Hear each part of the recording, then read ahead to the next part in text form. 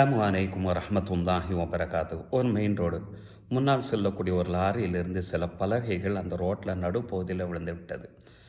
தூரத்தில் இருந்தேன்னா அதை ஒதுக்கி ஓரமாக போடலாம்னு சொல்லி வருவதற்கு முன்பாகவே ஸ்கூலுக்கு செல்லக்கூடிய ஒரு மாணவன் அதை ஒதுக்கி ஓரமாக போட்டுட்டான். போட்டுட்டு செல்வதற்கு முன்பாகி பின்னால் இருக்கக்கூடிய ஒரு பைக்குக்காரர் வர்றாரு. தம்பி, நீ எந்த பக்கமாக போகிறேன்னு சொல்லக்கூடிய நேரத்தில் அந்த ஸ்கூலுக்கு நான் போகிறேன் என்று சொல்லுகிறார்.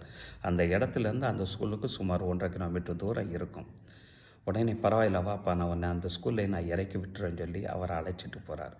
இறைவனுடைய உதவியை நான் நேரடியாக பார்க்குறேன். ஒரு நபர் மற்றொரு நபருக்கு உதவி செய்யக்கூடிய நேரத்தில் அல்லாஹ் அந்த நபருக்கு உதவி செய்கிறான் என்றார்கள் நபி ஸல்லல்லாஹு அலைஹி வஸல்லம். நபித்தோழர் அனஸ் பின் மாலிக் ரலியல்லாஹு தஆலா அன்ஹு அவங்க அறிவிக்கக்கூடிய இந்த ஹதீஸு தபுரானி மகாரிமுல் அஹ்லாக்கில் இந்த ஹதீஸ் பதிவு செய்யப்பட்டிருக்கும்.